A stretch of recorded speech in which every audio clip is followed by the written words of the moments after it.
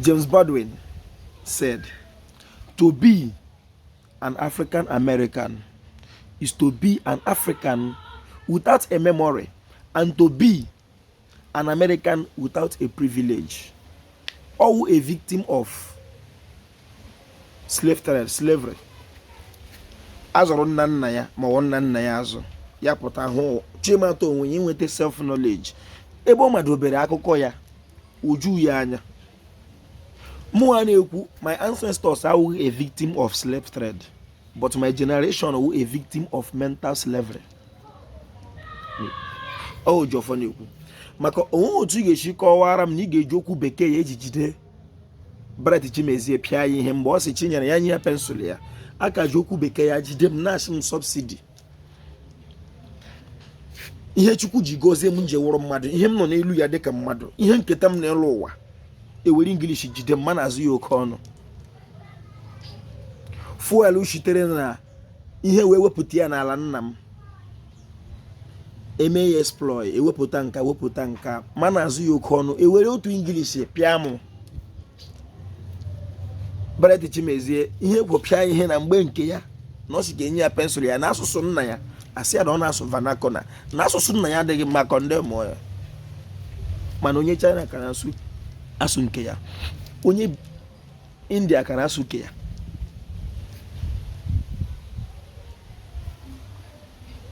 I am a victim of mental slavery.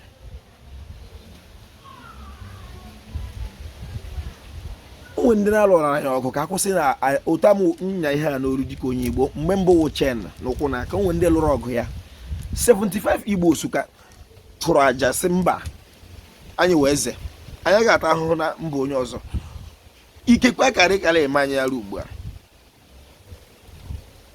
Gụwa na onwe gị mere ihe ahụ, wepụtakwa n'onwe gị, ahapụla gị ebe a, wepụta onwe gị maka ụmụ anyị na-abịa n'azụ.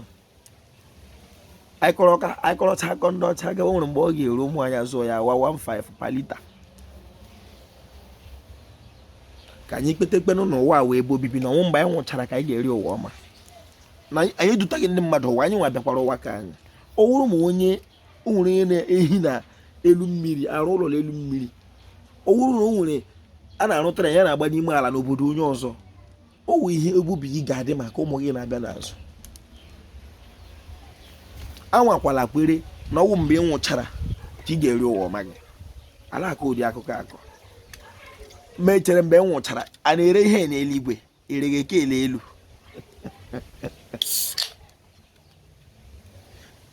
Olee ihe lakọdịrị m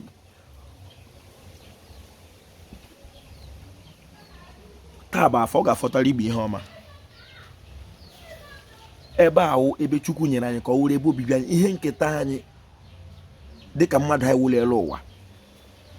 Ibiri na bụ onye ọzọ meme ebe ahụ, gekwe ntị, home is not where you live, home is where you belong. Ọ ga-adịrị Igbo la mma. Obi Kuba na mmanya rụrụ